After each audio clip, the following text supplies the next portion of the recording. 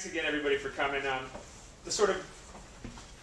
We all sort of have been around in the East Village, Lower East Side. We'll go over a little bit of the history just to kind of go over that. But Billy Booker at Pianos, which is another small indie rock venue. Cake Shop, in case everybody doesn't know, is a small indie rock venue. We've been around for only 5 years, but because of my other business, my coffee shop was on Avenue A since 1995. Library Bar was there in 1998. And the East Village has always been about kind of cafe culture, bar culture, rock culture. So we'll kind of get into all that. And Leigh comes out of more the A&R artist side, but also just an inhabitant, I guess, right? But he's obviously very music-oriented and band-oriented. And part of what the Lower East Side is about is kind of capturing bands before they get really big. So just to give a brief overview, and part of what we're really going to talk about is how I'm very interested that it sort of spontaneously happened. It's not like the developer came in and said, we're going to make this stretch of Ludlow Street or the neighborhood, the Rock Central, where everybody's coming to see bands. It just kind of organically came about because of the people that were kind of moving. So obviously the East Village, just so everybody will clarify, we'll probably call it Lower East Side. L.E.S. is basically south of south of 14th Street. Then if you get south of Houston Street, it's called the L.E.S. So we'll just refer to it as the Lower East Side, the East Side, downtown, you can think of it. And it's always been a sort of transient population, but towards the late 70s, everybody obviously knows CBGBs. They were the real pioneers. In 70s, very early 80s, there was another bar called the Ritz, which for me, as a kid, was like the seminal place. And like a lot of sort of East Coast, it was fairly short-lived, but very, very influential, and just, you know, influence. You would go there as a kid and see these amazing touring bands from all over. And what they did, which is something we try to do at Cake Shop, is they crafted bills, which is a bit of a lost art form. Now, some places will just put, hey, can you bring 20 people in? And their bills are all over the place. But we try to take a touring band, and I think Pianos obviously does this as well, and put them with a local band or 2 or 3 local bands. So that way, can we hear it okay? Yeah, yeah. It's just the mics aren't working. The mics aren't working. Right. So basically, you know, the discussion will be about how the East Village and Lower East Side have fostered this new music scene where people can get seen. People are actually, and this is very cyclical, where there are times historically where people don't want to pay $6 to go see a band they've never heard of. And now it's just a great time to be in indie rock, I think, in New York, because people will be like, their friend will hear about a band, and they don't mind paying $6 or $8 for 4 bands. I mean, it's not even that unreasonable. But there was a time where people didn't necessarily support it as much because they didn't want to pay a cover. And let's face it, I mean, this is Manhattan. It's expensive. So what's been great is how a corollary scene in Brooklyn has kind of evolved. So it can be a little cheaper. There can be these DIY places. It's very, very hard to get a liquor license these days in Manhattan. So the whole concept of the DIY stuff is fostering this amazing scene that, you know, started in the 80s and 90s and has just really kind of started coming together. So we got places like the Ritz, and the thing about the Ritz for me, which is now Webster Hall. Right, which so is now many Webster of you Hall, may right. be aware of that. Which had heydays and low days. Like it's gotten great now, but a couple of years ago, I never heard people going, "Oh, I'm going to Webster Hall for a show." It was more like dance. It's more of a dance club. And they've since rebooked it as a rock venue, and it's got that feel. But well, I guess I'll go about the history-wise. These bars, like the Ritz, opened up, and for me as a kid, you know, I grew up in the suburbs. I would hop on a train, 15, 16 years old, you know, and you'd go to see a show, and for me, you know, some bands hold up better than others, but I was all about Fishbone back in the day, and you know, they would have these, you know, you see them with the Toasters or with Murphy's Law or with Token Entry or like some, you know, a lot of the hardcore bands, yeah.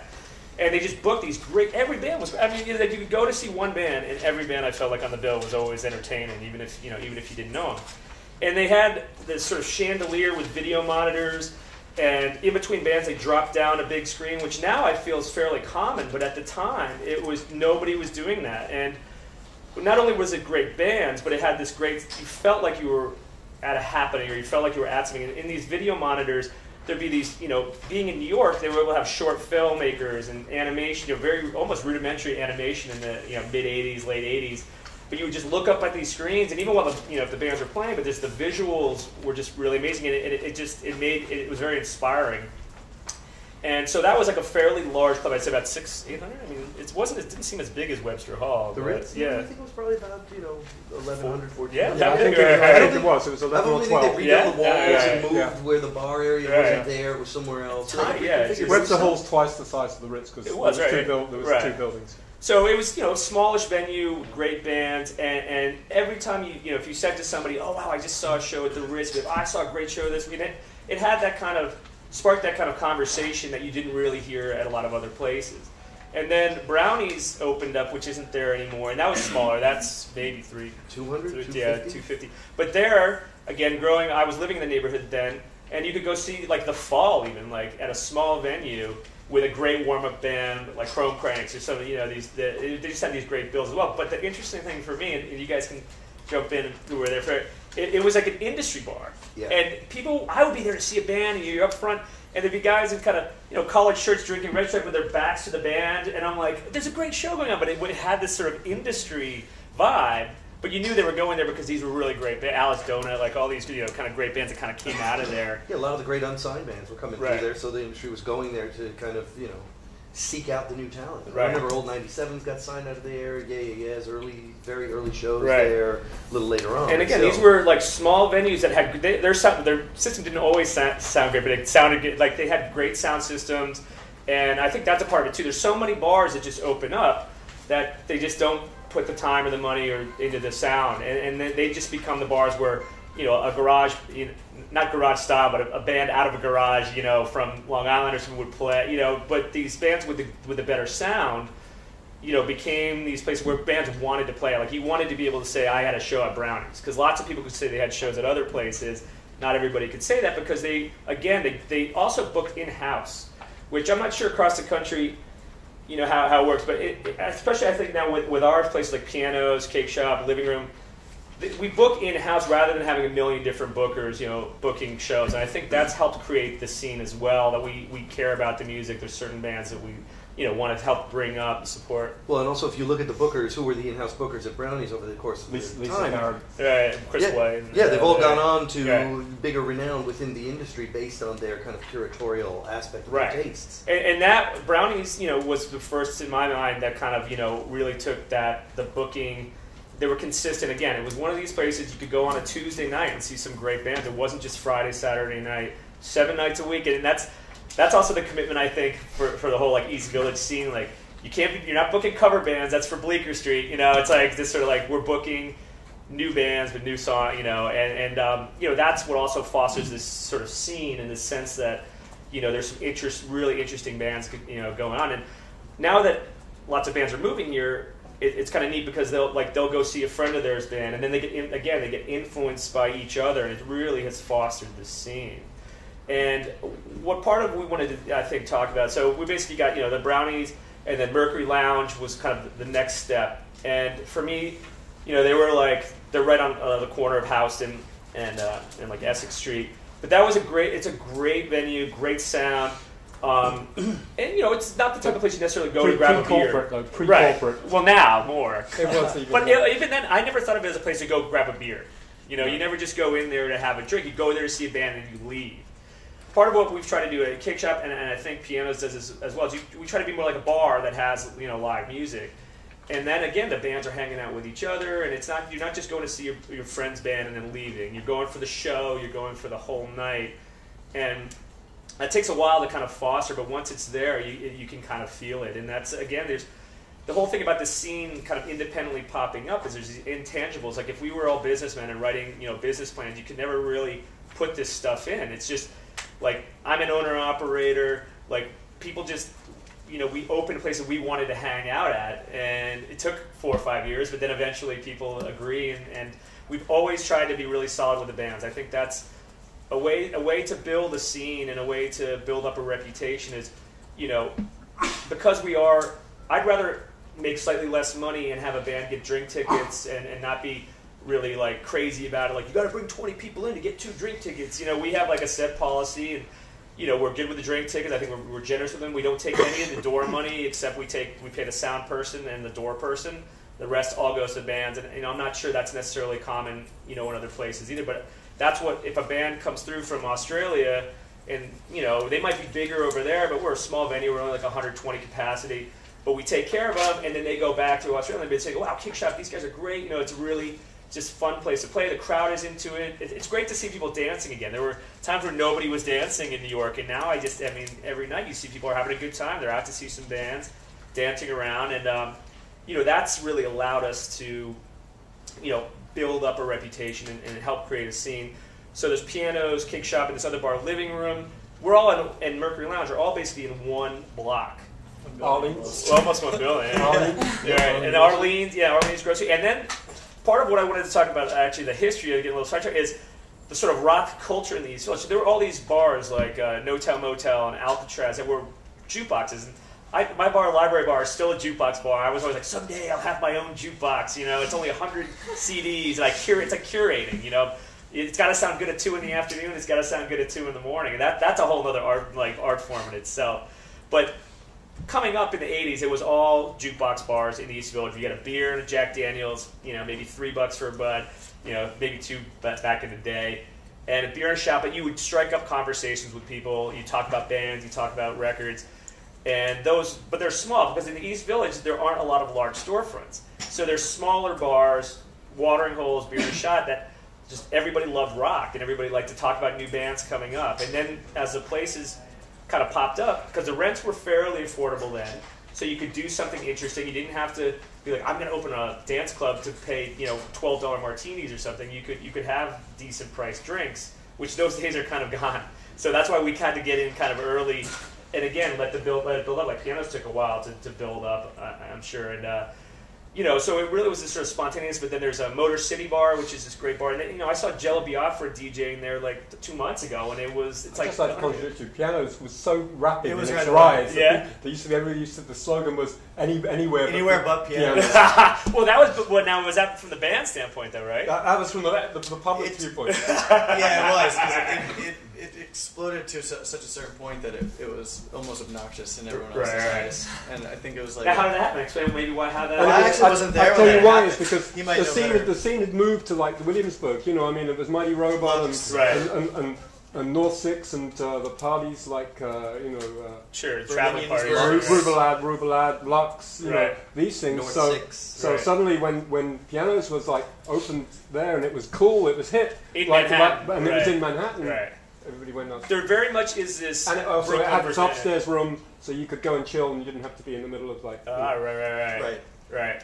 Yeah, Piano's booked right from the beginning. I'm sure that's probably a big part of like their success in the beginning was, you know, getting everybody like the Strokes basically came out of Pianos. Right. I mean, it's pretty safe to say that, right? I mean, they were an Orleans band too. I mean, I think it was just the whole neighborhood at the time, and they played a lot of. They played the Lounge. Right. Luna's a defunct one. Yeah, that was right on. Smaller Luna was close. Yeah, right. That was right in the same the whole block. Yeah, so lots of that came from that movement. Right. Post 9/11 Strokes, it just blew up. I look at it as that the Strokes brought rock back, or put the spotlight back on New York. Yeah. I mean, there was Electro Clash and all this like horrible music kind of coming out of New York in the early 90s. Everybody's a little lost. It's post Seattle, you know, it was just sort of people. Post 9/11 too. There was a lot of confusion going on. Then Shanae opened after, at the same time. And again, this goes into the sort of fairly short-lived aspect of like some seminal places, like Shanae was a little bar on St. Mark's that became a venue, and they booked great shows. But how long were they around? 2-3 years or something? They had some. And then they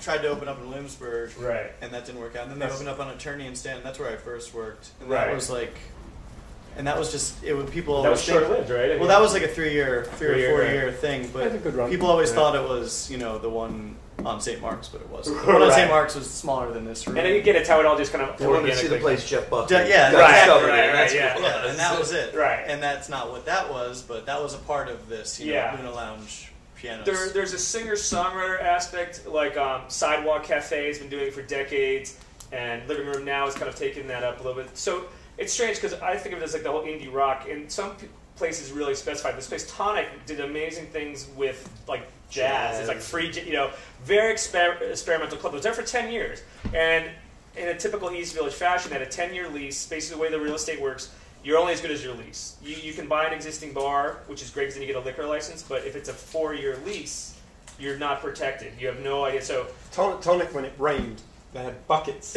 It was an old winery, and they had a great 10-year lease. That first 10 years, I know it's actually my business partners from my cafe, that they had a great 10-year lease, very affordable, but it was an old winery, one-story building, and they were doing really experimental stuff. I mean, the two owners were a husband and wife. They were there all the time. I'm not sure they were making much. And again, that's what a lot of these places kind of started. It's like we just create places where we want to hang out. And the idea is over time, it works out. We can keep our doors open. So when their lease was up, they wanted to destroy the building and put up a big, large building. So these guys had a decent little business. It took them 10 years. Same with another bar, Bar Mundi, which was just sort of it was a bar with more little DJs.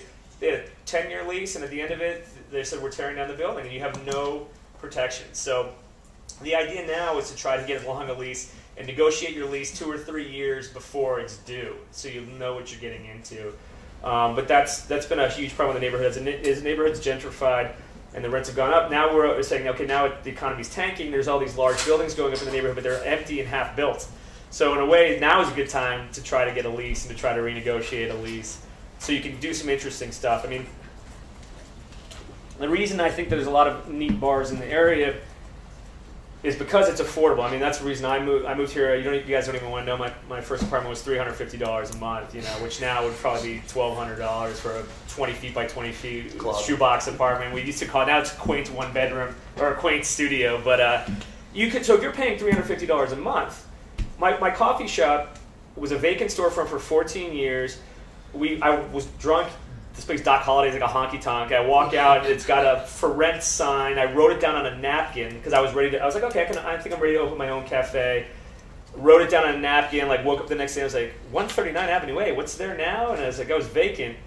And for basically like 10 grand, I would go to the lumber yard on 13th Street and buy lumber and my credit card and hammer together a counter. And then the health department comes in and says, okay, you've got the right sinks.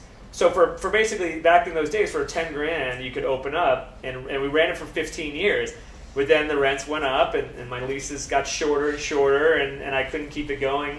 We had to close like 2 years ago. But this neighborhood was all about that kind of DIY has sort of changed the term. I think of DIY now as slightly an illegitimate bar. I don't know if that's a term across the country, but like. Well, we have a liquor license. I would say Todd P's pretty DIY. Yeah, right. So I look at DIY as like me and my brother building the counter, getting open, making it last for 15 years.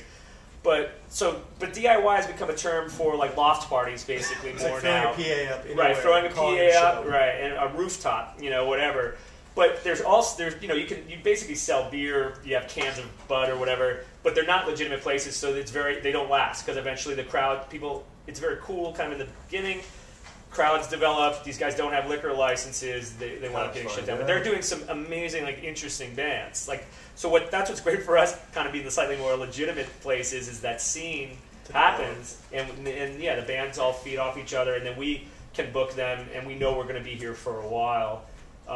So the DIY stuff, I still think all of these indie rock places, like the owners are around, people are around, and what happens, the problem happens is when these places close. And then a guy who's running a bar, on the Upper East Side, Mugs or something, is like, oh, I can go down into the East Village and do that down here, and then they're shuttered 6 months later or whatever. But it is changing, and what's neat about the scene is it sounds cheesy, but like street cred. Like these places have street cred because we've been booking really good bands, and anybody new, it's going to be a little tricky. And so what happens also because their leases are so much higher than new places, they kind of book to the lowest common denominator, and they'll just book a band that they think they're going to get bodies in there, and their booking just doesn't have this sort of consistently quality booking. And I mean, that's really how to build up I think it's remarkable what you've done at the cake shop. If you look at your record of booking over the time, and Billy, I know you probably more than anybody because you have to do the same job. Yeah, it's very difficult to maintain. It is. Yeah, I really respect the cake shop. Yeah, that's my brother Andy's my business partner. So he's more like the artist creative one. I'm a little bit more of the business guy. But I have to be, and again, I'm very honored you guys are here. I'm not sure, what things you want to know about, but in terms of opening a business, it's not easy. Like I've done 4 now, and I'm still bartend sometimes. I'm like, hey, it's a recession. I'm the owner. I'll still bartend to make extra money. And you've got to be really into it, and but it pays off. Like the coffee shop, I was there 16 hours a day. I'd close up, get like 6 hours sleep. I had no staff for like a year. Then actually I hired my brother. Hey, my brother now's my business partner.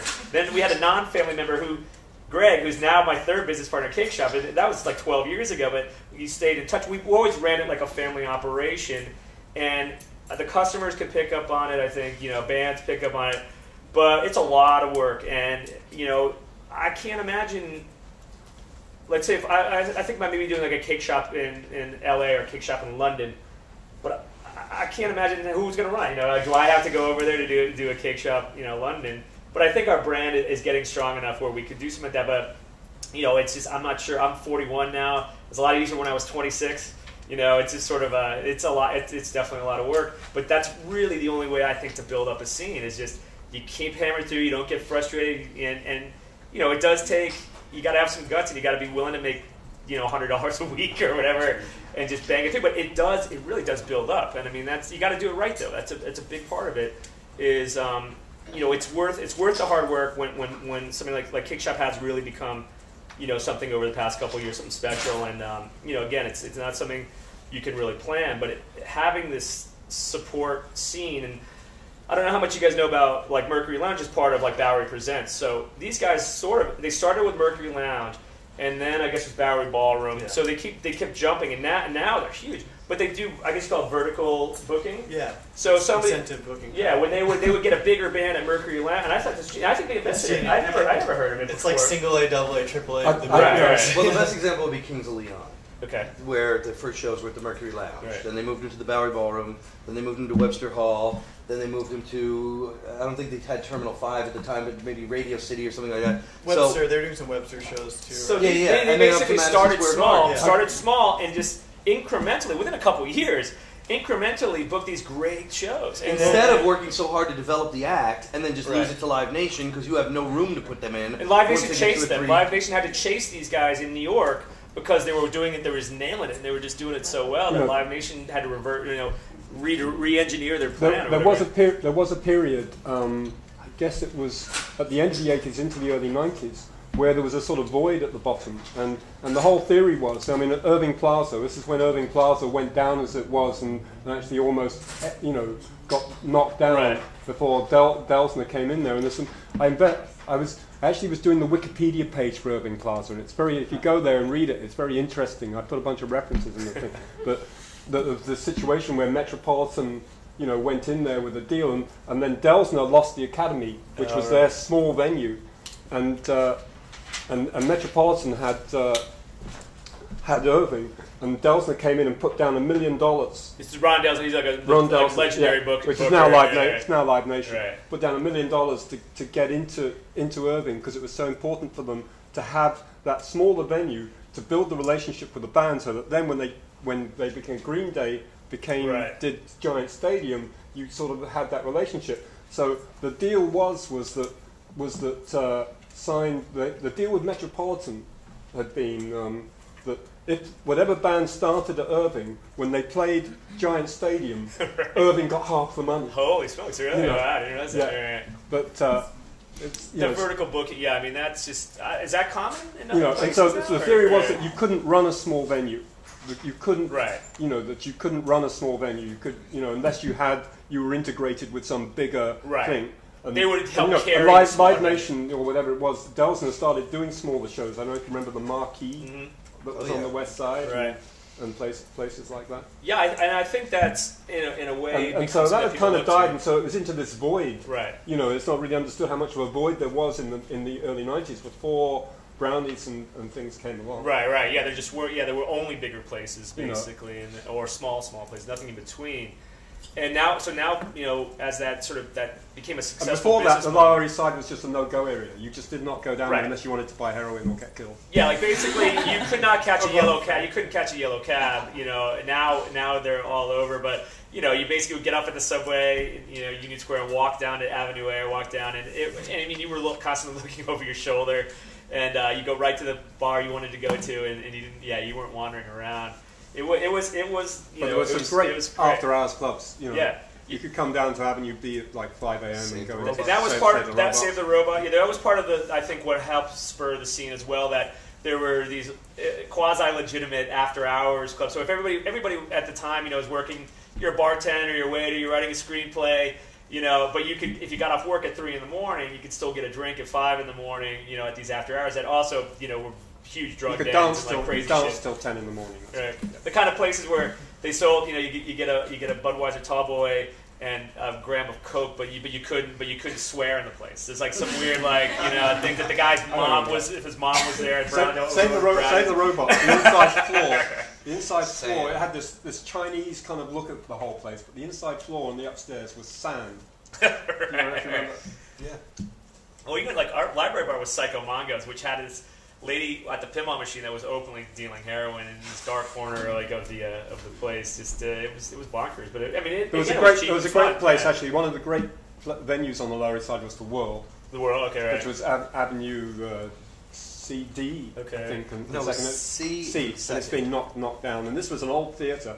And it was so decrepit that, when people started jumping up and down, if they were on the upstairs, you were literally worried that the whole place was just going to fall down. And the Ritz was like that too. It was an old ballroom. Yes, the thing about these venues like Irving and the Ritz is that they're polka palaces. Right. And so they were built very, very by great craftsmen to have these floors that move, and that's what makes them, such wonderful, wonderful venues.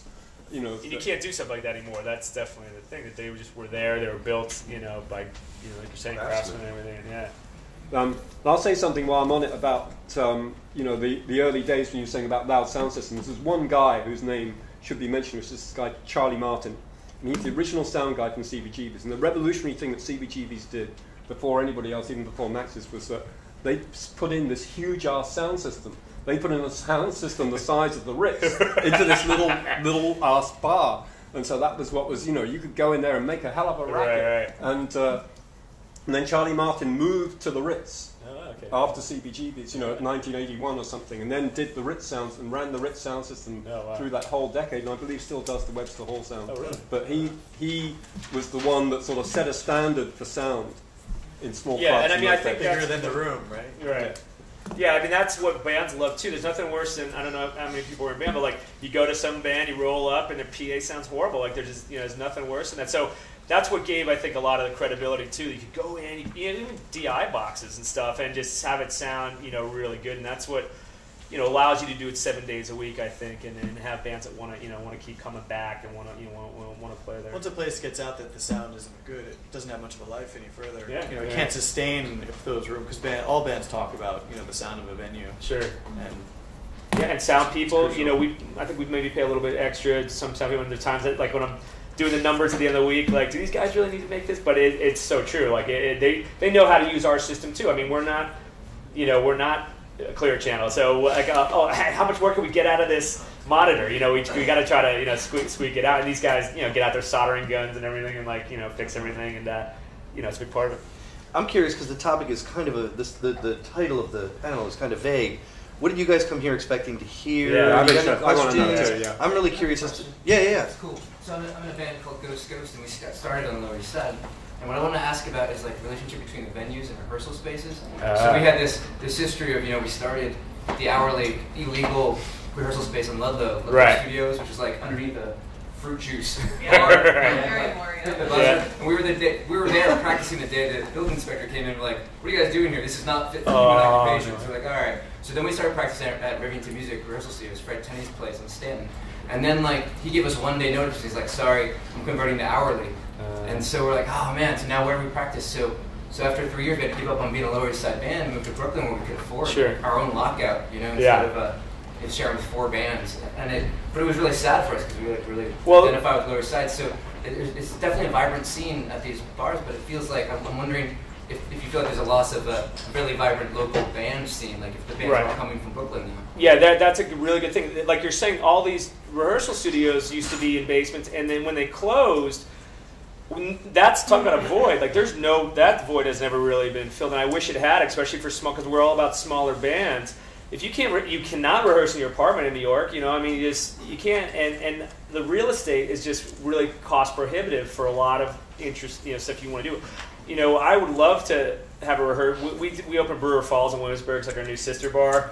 And if I had been a different space, we just got that one. If it had been a different one, I would have loved to have done a rehearsal. But it really should be in Manhattan. It is something that needs to be done. But it's just, all the new construction is horrible. It's cheap stuff. They're charging lots of money for apartments, but they're thin walls. And, so it would be great if you could find an old building and chop it up. And then again, you can't, like I was saying in the old days of all coffee, you just hammer some nails together, you got a counter. You cannot do that anymore. So I don't know how chopping unless up. You're at Bushwick, of course. Right. I was thinking, I think there's a void in Manhattan though. So yeah, there's definitely rehearsal spaces, giant lofts in Bushwick where your band can play. But it really, you almost can't be in Manhattan then, put it that way. I mean, or at least a Lower East Side band, unless you rehearse at the Music Room, or there is that one space on Rivington, right next to what's the bar? Cheney Bar. No, it's that's where you were talking about, right? The Johnsons, right next to the Johnsons. Yeah, there's a big rehearsal space right next to Welcome to the Johnsons. In between. An attorney is Fred Tenney's place. Huh. It's called Rivington Music Room. But that's an hourly. But now it's hourly. It was, we had like the last lockout room, and then it was like, it was the money. I mean, I sympathize with him. He's going to make more money. Right. Now he's getting bands coming in from out of town who need to rehearse. Like, one thing I will say though is that Green Day was rehearsing. If you're a band that plays, if you rehearse in Brooklyn, but you're playing like monthly in Manhattan, it's almost synonymous. It's like maybe you are a Brooklyn band, but there's only a little river in between. New York City. It's like, you could throw a rock and hit Williamsburg from Lower East Side. That's kind of the great thing is you can always get a car service if you need one. You can get a yellow cab like that. I can't even imagine doing this in another city. Our public transportation is decent. I think that there's a thing like Brooklyn bands are the bands that like will only play these kind of like DIY Todd Pete type shows where that's just their thing. They're just going to play loft parties. They don't like owners of bars and clubs and all these things. It's a politics. It's a politics. That's more politics of like, ranging back to like punk ethos. But when it comes to if you're a Brooklyn band playing in Manhattan a lot and you're willing to do that, I mean, you might as well be a band from the Lower East Side. If that's what you're playing. And it's sort of the blessing and the curse of the Lower East Side becoming popular, because I remember years ago when all the bands would rehearse in the basement of Ludlow Street or Stanton Street. I'd come out of a buzz band showcase at Arlene Grocery that wasn't that good, and I'd hear these sounds coming up from a grate, and I'd be like, what the fuck is that? And it was 10 times better than the show I just saw. And I really do miss that, but I do think that is a product. I think it is the blessing and the curse of the neighborhood becoming popular and some high-end shops and things like that moving in. So either they didn't want it in the basement, or maybe the building inspectors becoming more aware of an area that used to be a no man's no-go land. Now they had to come in and actually check up on what was going on and make sure that things were by the book. So, which will someday happen in Bushwick. And meanwhile, though, nobody can do anything with a basement space, so it's basically like you're storing a couple boxes or something. You can't get them. You can't be a performance venue because of egress, but you could have 6 guys rehearsing and being nice and loud. But it's cost prohibitive, I guess, and it should somebody should again, but they would have it would have to be approached as a business model, and it has to be viable. That's kind of the big separation, I think, now with Manhattan is you have to have a viable business if you're thinking of getting into the bar owner side. And this might happen in sort of any town USA where a neighborhood starts out as a marginal neighborhood, and you're like, man, I'm going to open this venue. And some places can open as a venue and then get their liquor license a little later. If the city's not not so concerned about the third thing, you can upgrade, so to speak. Okay, we'll put in a fire door, we'll put in sprinkler system, but then you'd have to shut down to do all that. But every town is going to be different, and I tell this to people all the time. People are like, if they ask my advice, oh, this is a great storefront I found on Rivington, but there's no liquor license. Should I do it? I'm like, no, because you're going to build a place. You're not even going to be entertained for a liquor license until they see your plans. You're going to have to hire an architect. You can't just draw it on graph paper and show it to them, which I used to do. Like, you got to have an architect draw everything up. Are they still giving out liquor licenses, or have they decided there's enough? I mean, what happened in New York, and this is when I came up through the bar. So I started when it was easy. I came up when it was super, super tough, and it's softened a bit. Basically, the way it works in New York, people are like, oh, it must be so expensive to get a liquor license. It's not, actually. It's only $4,000 for a 2-year license. And then you pay a liquor attorney. This is a good racket. I thought they went to school to study liquor law, but they don't. They're just called liquor attorneys. They're a regular attorney. But there's guys that are great, known for it. Every bar owner talks. You try to get Tom McCallan to be your liquor attorney. And so the way it started, I came up. Cake Shop we were the first tenants. It was an old button factory that they tore down and put up. It's actually kind of a sleek, metal-looking building that was controversial in the neighborhood at the time. Like, oh, what's this gross metal building going up? But then we were the guys from Alt Coffee, the funky beatnik coffee house. So like, oh, okay, we got credit, you know. But I would never build a product. We built it from the ground up. There wasn't even a toilet in there when we got there, and I had to deal with the city a lot. You have to get what's called a certificate of occupancy. I do not recommend this process. The easy way, if you're thinking about doing something in New York, is you got to buy a rundown bar where the guy's beat down and he's ready to sell it, and then you transfer the lease and the liquor license. It's almost guaranteed. It's like 99% doable. So I opened up in a place where there wasn't an existing bar, and I just got a beer and wine license at the beginning. I thought it would take 6 months. It took like a year and a half to get a full license. We made sure we didn't serve any underage kids. We made sure we had no fights, because you're just constantly having to prove to the community that you're adding to the community. You're not a nuisance bar. And that's something everybody should absolutely be aware of if you're thinking of a game, is that do not be a nuisance bar. And, these guys come in like, I ran a bar in Ibiza or whatever. And they'll try to come in and like the neighbors just hate them and they get shut down. So you always want to work closely with your neighbors. You want to know what you're getting into ahead of time. I was just going to point out too that at Cheney where I worked, it was, that was one of its major problems, is that, you have to sell alcohol to stay open. And it was a beer and wine venue, and it was this huge room. It was like a 250-person room, and it was a box. They never got a full liquor license then? And they never got a full liquor license because of the fact that they were within 200 feet of a church. Oh, right. And it was like 178 feet from the church. And right. For years, we tried to think of a way to... People have moved doors, by the way. Moved doors. And we got a door to like 198. But it just... And if the community has its opinion about your club or your bar, it's really hard to like get them to accept you. And if they're not on your side, it'll never happen. And you have to quickly calibrate. If you think you're doing it one way, the community says, no, you've got to do it this way. Like, pianos actually was slightly controversial when it came. It was an old piano store. It was not a bar. And all of a sudden, instead of having a couple customers going into a piano store, you've got 100, 300 people waiting outside.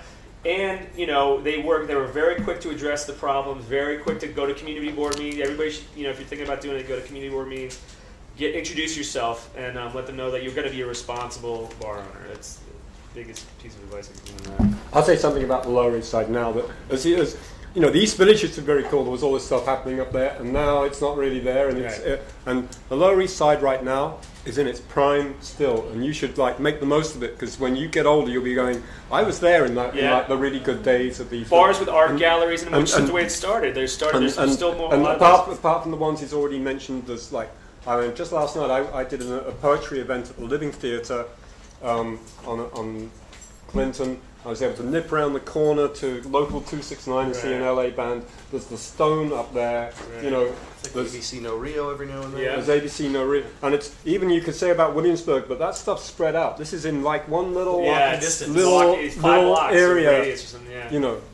there's all this stuff. That's what's incredible about this festival too. At CMJ is you can pretty much be in 1 block radius and see every band that's playing this week. Right. Like if you're at Pianos or Cake Shop. No, it's a lot of it's in Brooklyn too. Well, I mean, they're all coming. But the bands play multiple gigs, so you could actually catch them in all these. You could just stand in one spot and they'll come to you. But I mean, it's amazing how in just one centralized neighborhood, there's that much going on. And the funny thing for me, when I'll tell people like, oh, CMJ's going on, like, what is that? It's not like where Austin gets totally, but it's all us. It's all indie. It's all small indie rock stuff. I mean, that's what makes it really neat to be a part of it.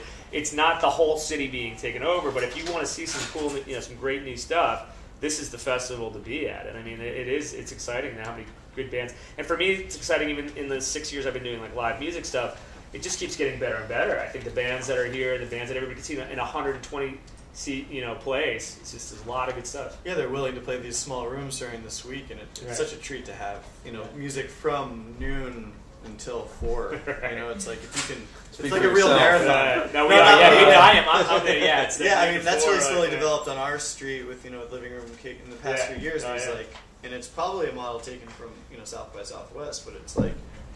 Yeah, we book our own day shows, and then we have official shows. Unofficial day parties that are just you're seeing these bands that could probably play the Bowery Ballroom, just kind of playing at 2 in the afternoon on a Wednesday. You're like, oh. Yeah. Were there other questions? Cut your class.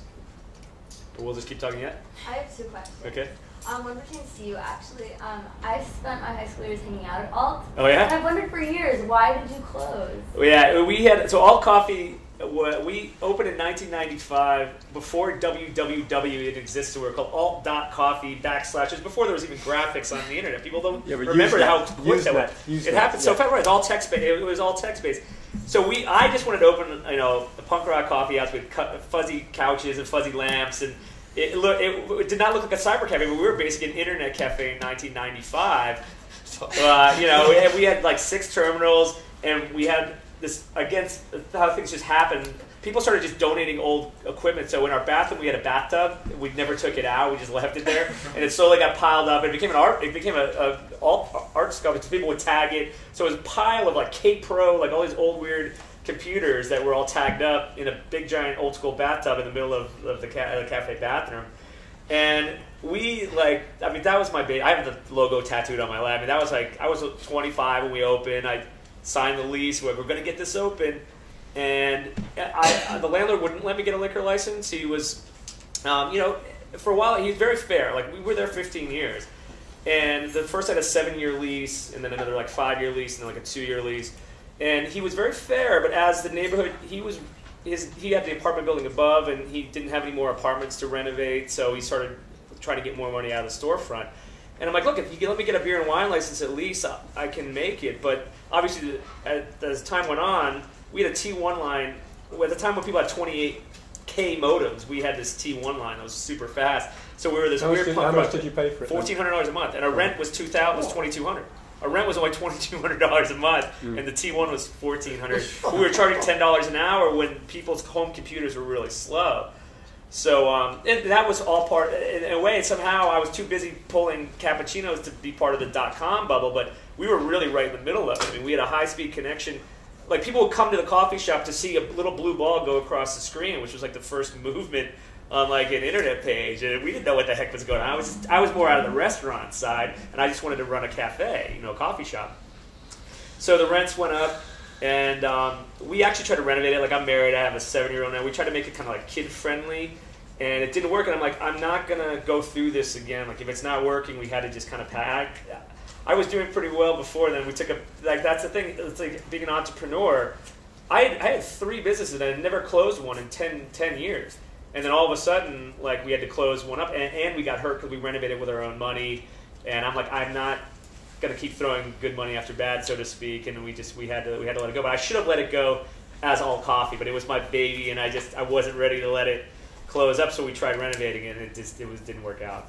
But I'm glad you enjoyed it. To me, it'll always be a special place. And people would tell me, oh yeah, I hung out there. I met my wife there. People were writing screenplays in there. People wrote novels in there. It was a very typical East Village coffee house, the way it should be. And unfortunately, I don't think you can do that anymore. You can't. You just can't. You just gotta have a good lease. That's what it all comes down to.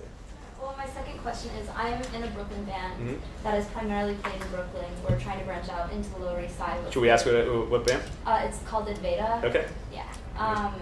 What's the best way to branch out? So are you playing DIY stuff, or? Yeah, we've been playing DIY. We've done DIY venues. Right. How would you branch out, you're asking? I'll answer that, which is to form bonds with other bands. Yeah.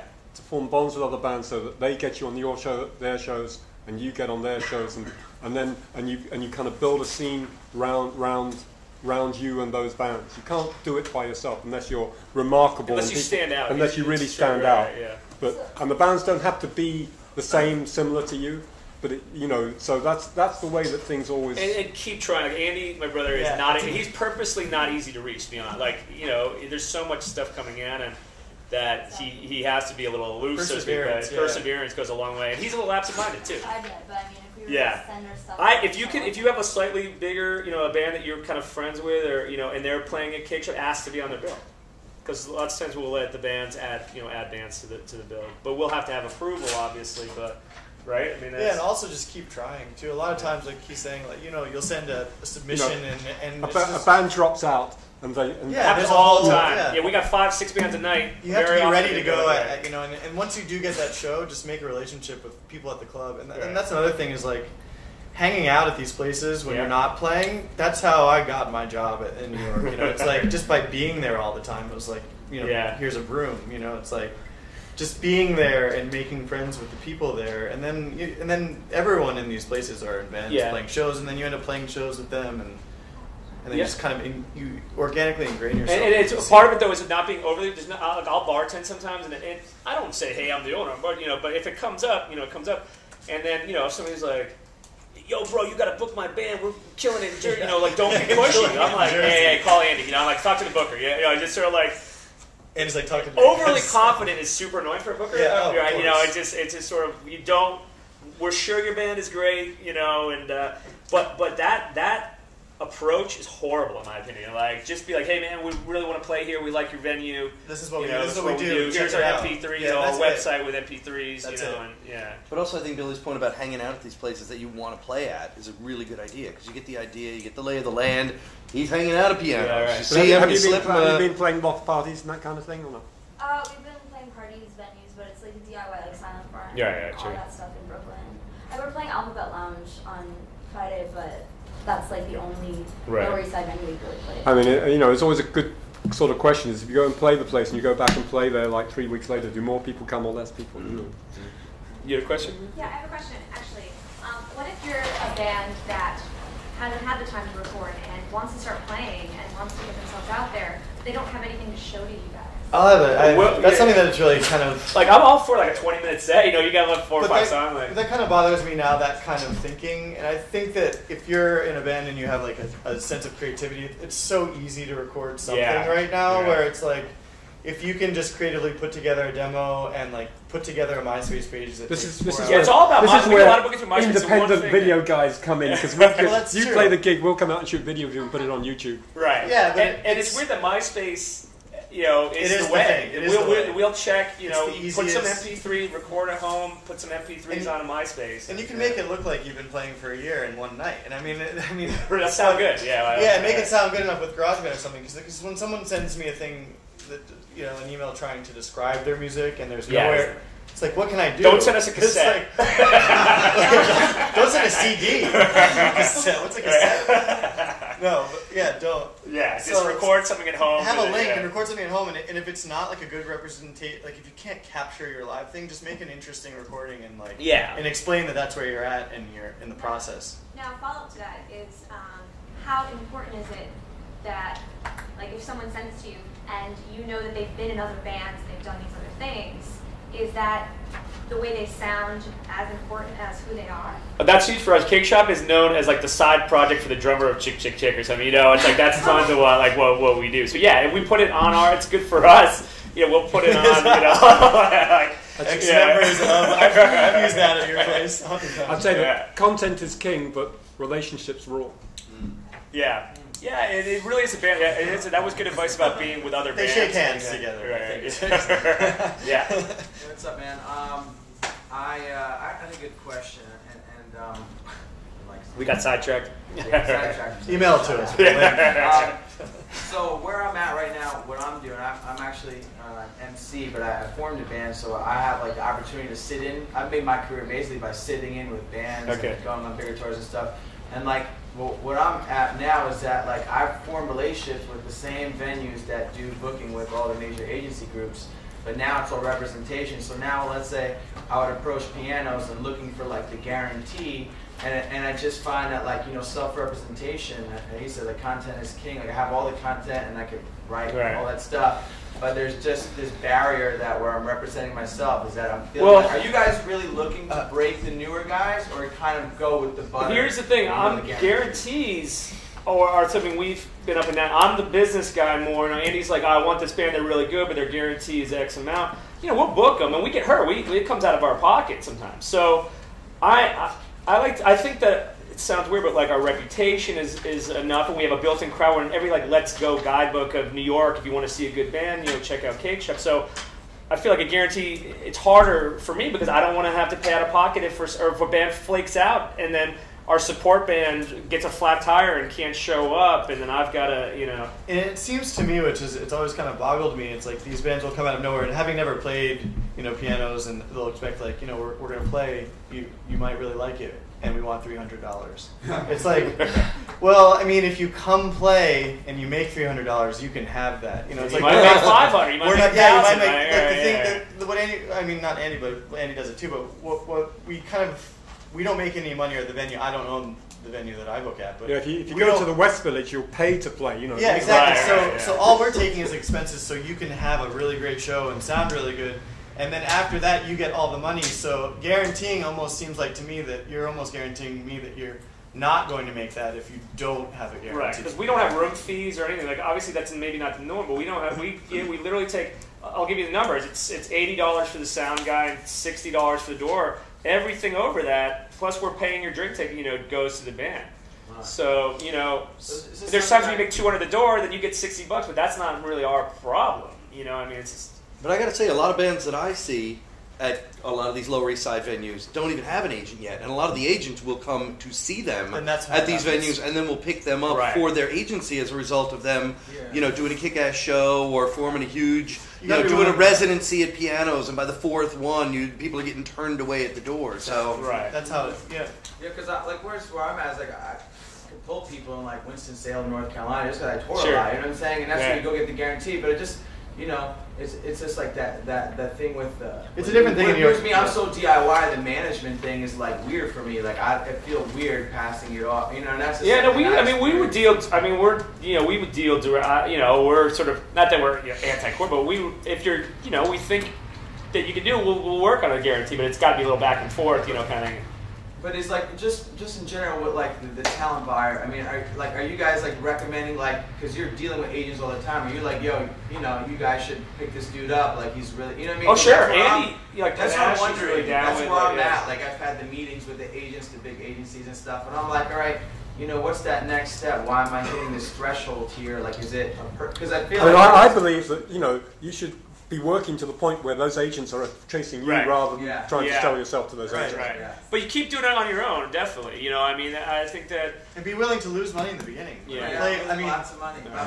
As we all do. Make money too, though, but, Play a show and, if you don't make money... I mean, if it was a good show and then people talk. The whole blog arena now, people are like, oh, man, I saw this great band. They blog about it, gets passed on. I mean, it's... And people at the venue talk about it, too. And then that spreads to the other venues. Brooklyn Vegan picks it up. And then, there are these sort of tastemaker websites, I guess. Invite them along, if you got a show or something. Try to figure out who you think has some influence. But the whole blogging, then the next show is a little bigger. People talking. It's a very insular scene. I mean, it definitely is. And the relationships with other bands works. And the thing is that also give them something that they know that they can work with, and what that is a good live video. And a good live video is all about getting good audio.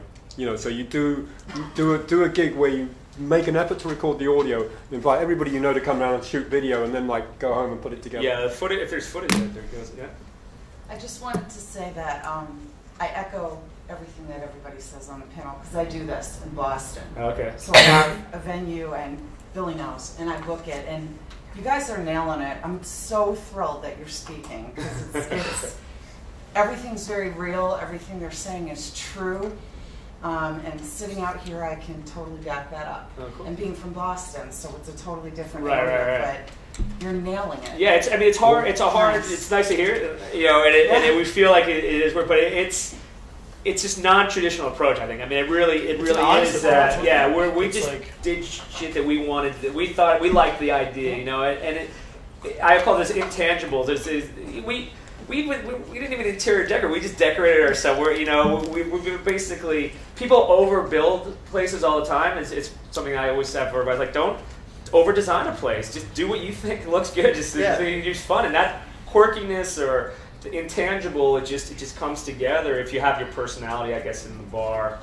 And you can't overthink everything. Just do it. And I'll say one thing related to that. Having been he and I being on the streets of New York seeing bands for too long to mention, the thing I love about Cake Shop is that it's not overbuilt. So in these rooms like the Mercury Lounge, Bowery Ballroom, these beautiful, very not opulent, but very not sterile either because I don't want to put them down because I quite like them. Yeah. But that Cake Shop, it's Lit Lounge, stuff homely. like that, it's a throwback to the things I used to love. It feels like you're part of the whole Basement. burgeoning It's a illegal basement, like yeah, 8BC, which used to be over on 8th Street between B and C, which it just feels like there's a little bit of an outlaw element to it, where there used to be a lot of that in New York, and now it's become a lot more sterile. You really need places like this for that very reason. And for us, that came out of the rock and roll bar culture, like good music. For me, it's the staff and the music. I mean, you could paint your walls any color, handmade wallpaper, whatever. Old Coffee was half a block from the Pyramid, right? Right. No, but the employees, they should be conversational. I always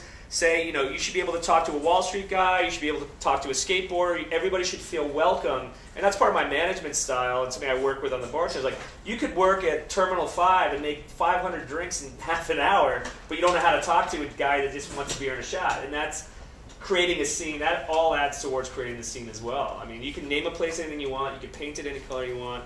But it's the staff and the music. And, the music you play in the back. It's one thing. I have this, I don't believe it or not, I don't have an iPod. And I can't stand, that's why jukeboxes are good. They have what's called a peak limiter, so a loud song comes on and levels it. I don't understand how iPods never seem to have the same volume. So to me, on the upstairs, it's hard to regulate the sound, but you should be playing. It's the music you're playing. The staff helps solidify the whole thing as well, I think. I just have a quick follow-up. Sure. Who's the gentleman on the end that's so intriguing? Where's your big name? Introduce yourself. Joly. Joly's a legend. Joly. I know. I can't, well, tell him what you I did. can tell. Yeah. Who is... My name's Joly. I used to work with underground bands in England, like Hawkwind and the Pink Fairies. Been in New York since '85. My main claim to fame is that I made all the badges for punk rock. You see punk rock wearing badges. Badges, for the Sex Pistols and the Clash and all those kind of people. I printed fanzines, and in fact now I webcast bands, and I also work now with the Internet Society, and it's something where, the idea of what I've always worked on is the idea of the public being the driving force behind the promotion of bands, the bottom up end of music promotion is against the top down, and that's what I work on. Yeah. You want to plug your website? Punkcast.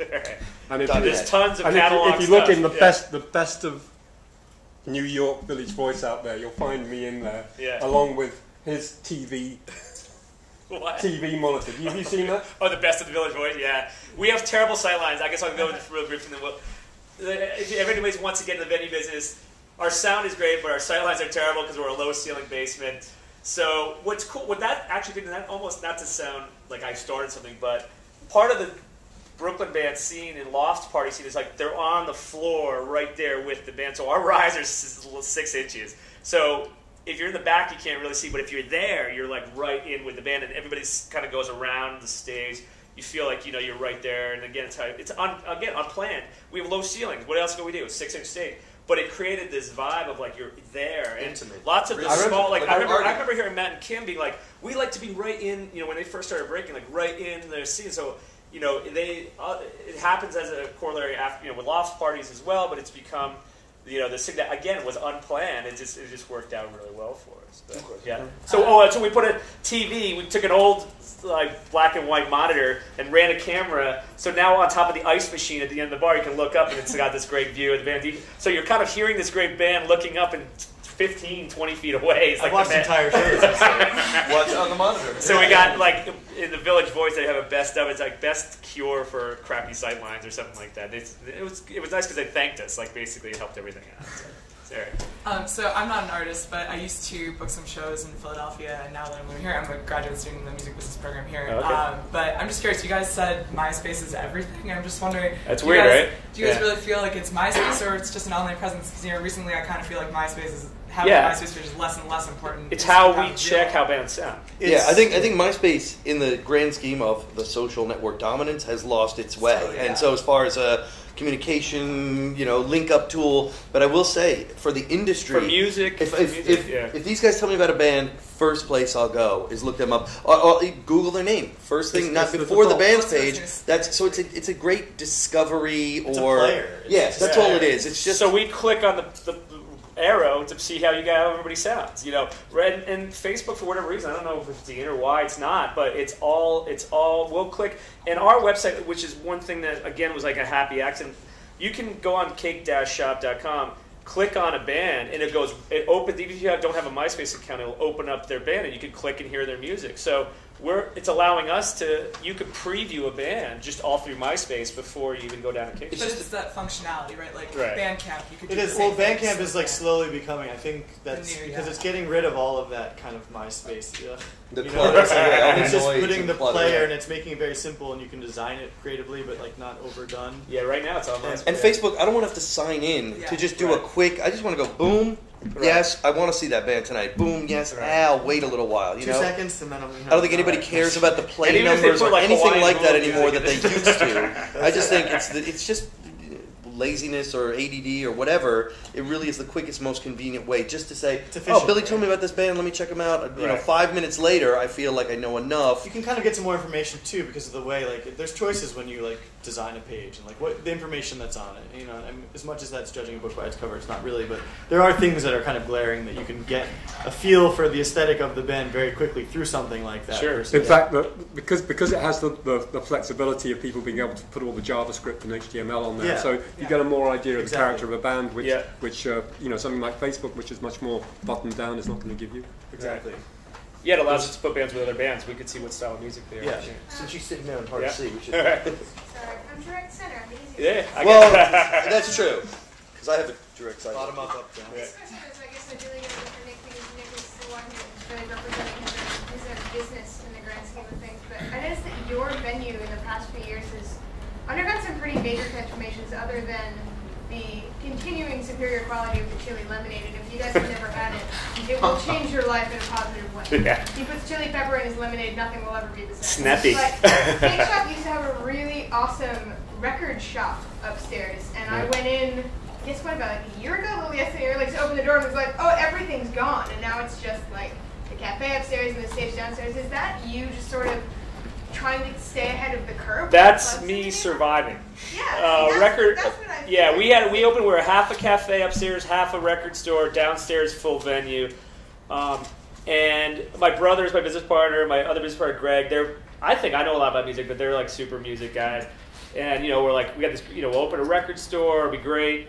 And I thought of it people are drinking. It's a spontaneous buy. Maybe we'll price the records a little high, but they're like, no, you can't do that. Every record store has to basically have the same price, otherwise nobody, vinyl people are not gonna, buy the record. Yeah.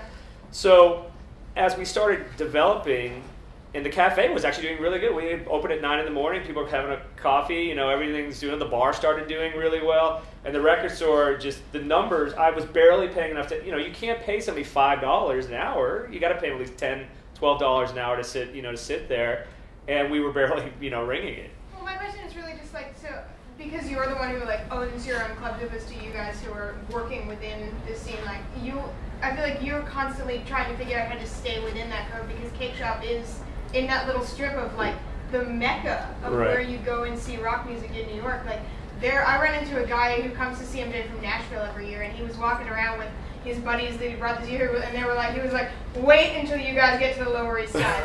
Wait until we get to Cake Shop. Wait till you see pianos.